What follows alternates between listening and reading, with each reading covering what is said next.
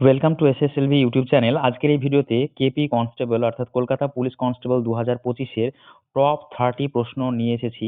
এই প্রশ্নগুলি তোমাদের জন্য বেছে বেছে আমি নিয়ে এসেছি যাতে খুবই গুরুত্বপূর্ণ হয় এই ভিডিওটি তোমাদের জন্য। তো চলো ভিডিওটি প্রথম থেকে শেষ পর্যন্ত দেখো এবং শেষে আমি একটা প্রশ্ন দিয়েছি, এই প্রশ্নটি তোমরা কমেন্ট সেকশনে উত্তর দেবে। তো চলো ভিডিও শুরু করা যাক। দেখো যে প্রথম প্রশ্ন হচ্ছে, ভারতের হ্রদের শহর কাকে বলা হয়? 4টি অপশন রয়েছে। দেখো যে মুম্বাই, জয়পুর, উদয়পুর এবং ভুবনেশ্বর। এখানে সঠিক উত্তর আমরা দেখে নেব। দেখো সঠিক উত্তর হয়ে যাবে এখানে Udaipur. Next question number 2।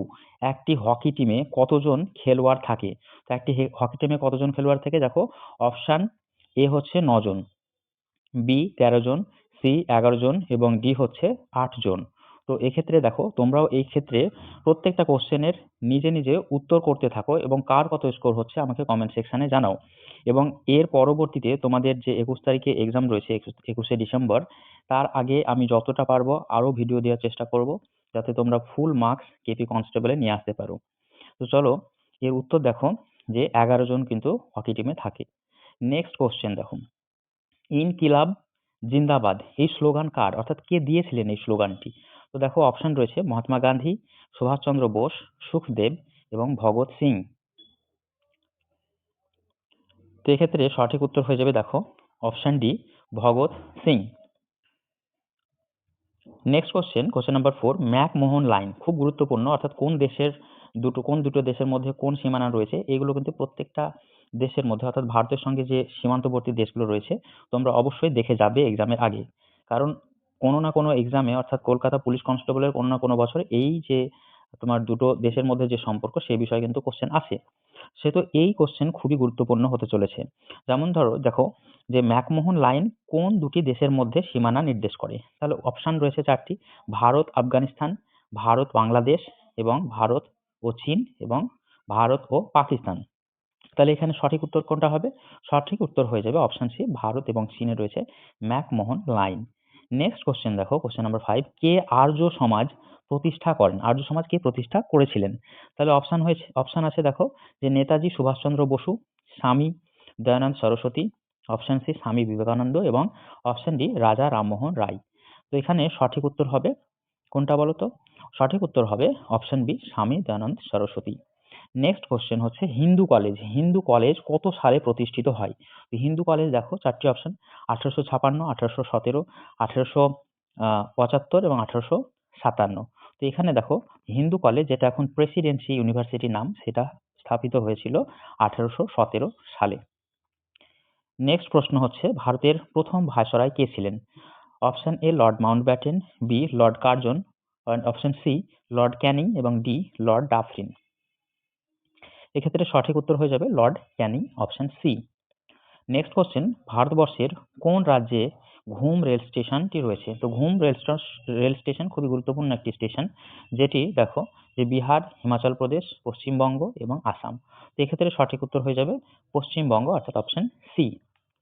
Next question দেখো যে ভারতের সংবিধানের জনক কাকে বলা হয়? Option A Motilal Nehru, B R Ambedkar এবং সি জওহরলাল নেহরু এবং মহাত্মা গান্ধী। তো দেখো যে এই যে সেটটা রয়েছে এই সেটে কিন্তু আমি বিভিন্ন রকমের, অর্থাৎ হিস্ট্রি, জিওগ্রাফি, কিছু সায়েন্সের কোশ্চেন, সব রকমের কোশ্চেন মিলিয়ে এই সেটটি আমি তৈরি করেছি, যাতে তোমরা এই একটা সেট থেকেই বিভিন্ন সাবজেক্টের প্রশ্ন উত্তরগুলি পেয়ে যাও সেই জন্য। তো চলো দেখো এই ক্ষেত্রে সঠিক উত্তর হয়ে যাবে option B R Ambedkar. Question number 10 দেখো যে পরিবেশ থেকে উদ্ভিদ কোন গ্যাসটি শোষণ করে? তো কোন গ্যাসটি শোষণ করে? দেখো হিলিয়াম নাকি নাইট্রোজেন, হাইড্রোজেন, আর একটি রয়েছে কার্বন ডাই অক্সাইড। তো উদ্ভিদ কোন গ্যাসটি শোষণ করে? উদ্ভিদ শোষণ করে কার্বন ডাই অক্সাইড।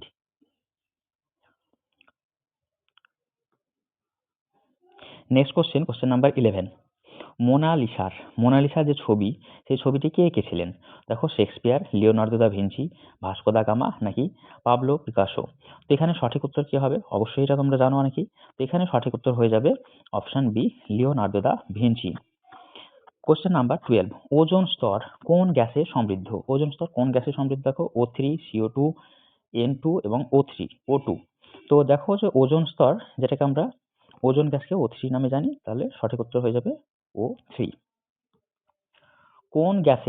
কোন গ্যাস গ্লোবাল ওয়ার্মিং বাড়ায়? তো দেখো যে কোন গ্যাসটি গ্লোবাল ওয়ার্মিং বাড়ায়? তো CO2, O2, H2 এবং N2। তো এখানে সঠিক উত্তর হয়ে যাবে CO2 গ্যাস। নেক্সট হচ্ছে দাক্ষিণাত্যের লাভা অঞ্চল কোন শিলা দ্বারা গঠিত? তো দেখো option A porphyry, B basalt, C granite এবং ডি ডায়োরাইট। তো দাক্ষিণাত্যের যে লাভা অঞ্চল রয়েছে, মালভূমি অঞ্চল রয়েছে, সেটি দেখো যে এটি ব্যাসল্ট শিলা দ্বারা গঠিত। কোশ্চেন নাম্বার 15, নিম্নলিখিত কোনটি ভারতের সর্বোচ্চ সেনা সম্মান? তাহলে এক্ষেত্রে দেখো চারটি অপশন রয়েছে, যে পদ্মভূষণ, পদ্মবিভূষণ, পরমবীর চক্র এবং ভারত রত্ন। তাহলে দেখো এখানে সঠিক উত্তর হবে পরমবীর চক্র। নেক্সট কোশ্চেন হচ্ছে সবচেয়ে বেশি তামাক উৎপাদন হয় পশ্চিমবঙ্গের কোন জেলায়? কোন জেলায় সব থেকে বেশি তামাক উৎপাদন হয়? তাহলে দেখো বীরভূম, বাঁকুড়া, মুর্শিদাবাদ এবং কোচবিহার, এই চারটি অপশন রয়েছে। তো এই ক্ষেত্রে সঠিক উত্তর হয়ে যাবে আমাদের option D, option D Coochbehar. Next question, কে অনুশীলন সমিতি প্রতিষ্ঠা করেছিলেন? অপশন এ স্বামী বিবেকানন্দ, অপশন বি স্বামী দয়ানন্দ সরস্বতী, সি সতীশচন্দ্র বসু এবং ডি স্বামী শারদানন্দ। তাহলে চারটি অপশনের সঠিক উত্তর কোনটি হবে? অবশ্যই তোমরাও কিন্তু এই আনসারগুলি করতে থাকো, নিজেকে চেক করো যে তোমরা এই কেপি কনস্টেবল এক্সাম দেওয়ার আগে নিজে কতটা প্রস্তুত। অর্থাৎ সেই প্রস্তুতি নিয়েই কিন্তু তোমাকে এক্সাম হলে যেতে হবে, কারণ উইদাউট প্রিপারেশন কোনো এক্সাম দিয়ে আমাদের কোনো লাভ হবে না। সেহেতু 100% প্রিপারেশন নাও এবং এক্সাম হলে যাও। তো চলো দেখে নিই এক্ষেত্রে উত্তর। তো এক্ষেত্রে দেখো সঠিক উত্তর হয়ে যাবে সতীশচন্দ্র বসু। নেক্সট কোশ্চেন হচ্ছে যে কোন ধাতুর ব্যবহার সৌর প্যানেলে করা হয়? অপশন এ ব্রোঞ্জ, বি তামা, সি সিলিকন এবং ডি হচ্ছে সোনা। তো কোন ধাতুর ব্যবহার সৌর প্যানেলে করা হয়? তো দেখো যে এক্ষেত্রে সঠিক উত্তর হয়ে যাবে সিলিকন। এটি সৌর প্যানেলে কিন্তু আমরা ব্যবহার করি। নেক্সট হচ্ছে যে 19, দেখো যে মানুষের হাতের যে বাহু রয়েছে, সে বাহু কোন শ্রেণীর লিভার, তো কোন শ্রেণীর লিভারের হিসাবে আমরা ধরি? তো দেখো প্রথম শ্রেণী, দ্বিতীয় শ্রেণী, তৃতীয় শ্রেণী নাকি উপরের সবগুলির মধ্যে আমরা ধরি? তো এই ধরনের প্রশ্ন কিন্তু বহুবার এই কম্পিটিটিভ এক্সামে এসে থাকে। তো অবশ্যই প্রত্যেকটা শ্রেণীর, অর্থাৎ প্রথম শ্রেণী, দ্বিতীয় শ্রেণী, তৃতীয় শ্রেণীর যে লিভারগুলো রয়েছে, কোন জিনিসটা কোথায় পড়ে সেগুলো কিন্তু অবশ্যই দেখে যাও। তো দেখো সঠিক উত্তর হয়ে যাবে তৃতীয় শ্রেণীর। কোশ্চেন নাম্বার 20, বিমানের উচ্চতা মাপতে নিচের কোনটি ব্যবহার করা হয়? Option A barometer, B altimeter, C fathometer এবং ডি হচ্ছে থার্মোমিটার। তাহলে দেখো যে বিমানের যে উচ্চতা আমরা মাপি সেটি আমরা ব্যবহার করি অল্টিমিটার। নেক্সট কোশ্চেন 21, মানুষের স্কারভি রোগ কোন ভিটামিনের অভাবে হয়?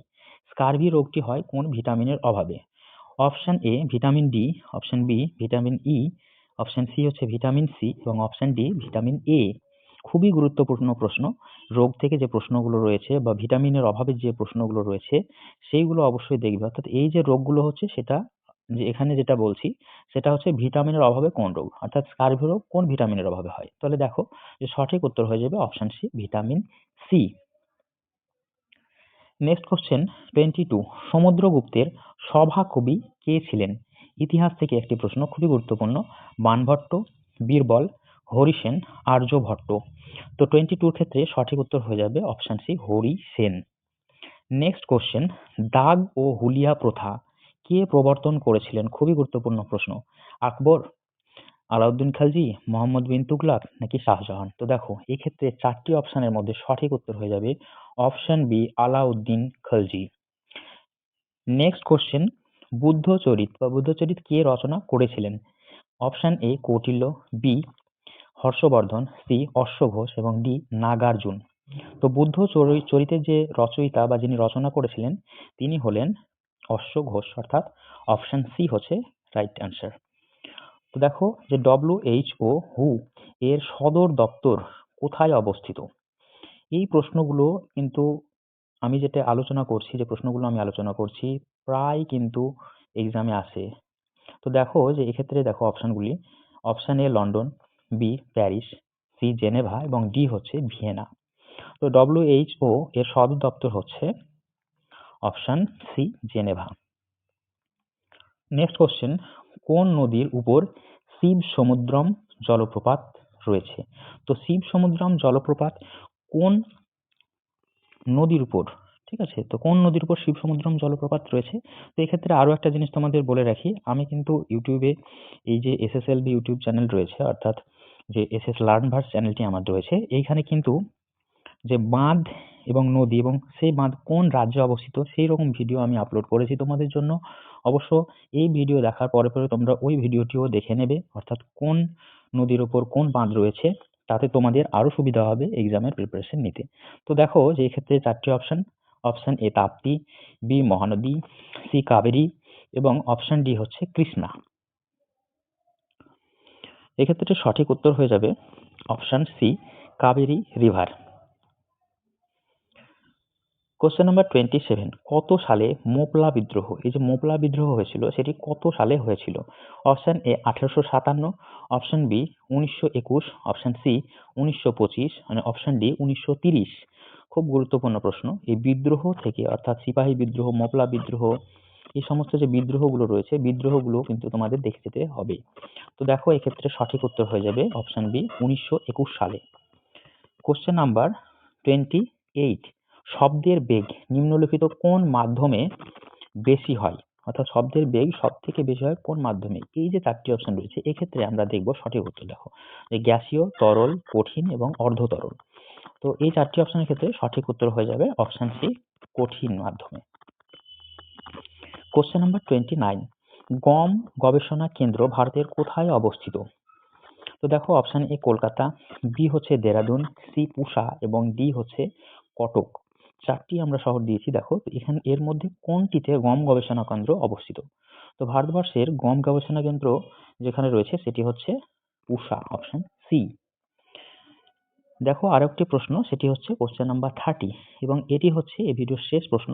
এরপরে আরো একটি কোশ্চেন দিয়েছি যেটি তোমরা আনসার করবে এবং কমেন্ট সেকশনে অ্যান্সার জানাবে। তো দেখো যে 30, শিকাগো ধর্ম সম্মেলন কত সালে অনুষ্ঠিত হয়েছিল? দেখো অপশন এ 1850, বি 1890, সি হচ্ছে 1893 এবং ডি 1895।